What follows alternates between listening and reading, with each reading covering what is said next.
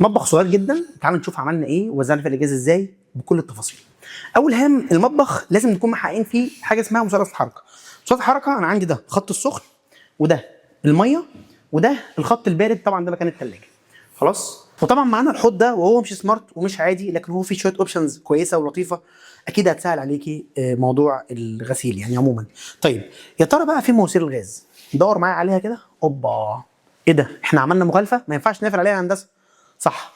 لكن احنا عندنا هنا العلبه دي نقدر نخرجها وندخلها، ودي طبعا فيها كل حاجه، كل تفاصيل الغاز. ومعنا طبعا الغاز ماشي هنا، وطبعا الجزء ده احنا سايبينه على اساس ان هو كده كده جزء ميت ومش باين. وطبعا هنا باين معانا كل النزلات بتاعه الغاز، واقدر كمان افتح هنا واشوف ماسوره الغاز واشوف الوصل بتاعتها. وطبعا المواسير دي برضو بيتقفل عليها بعلبه من نفس الخامه، على اساس ان كل الكلام ده وانا بستخدمه ما يبقاش مؤذي للعين ويبقى لطيف، وفي نفس الوقت اماكن المحابس واماكن اللقاح كل الكلام ده باين، واقدر اخلعه بايدي بكل بساطه وسهوله.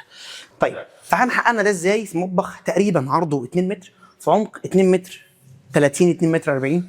خلاص. وودينا الغاز فين وعملنا ايه؟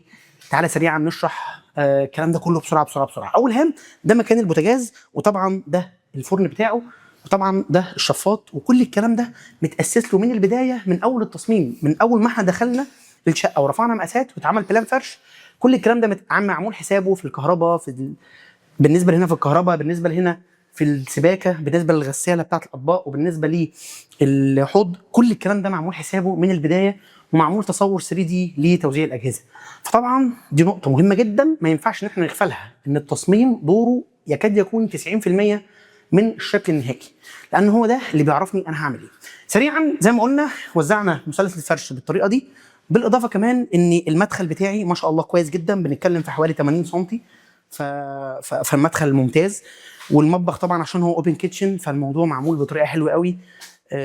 يعني خلينا نقول ان حاجه زي كده يعني مخليه المطبخ مريح نفسيا، انا واقف مرتاح ما شاء الله، سواء بغسل، سواء بجيب حاجه من الثلاجه، سواء واقف على البوتاجاز، انا واقف مبسوط واقف تمام. المسافات البينيه بين الوحدات رائعه جدا.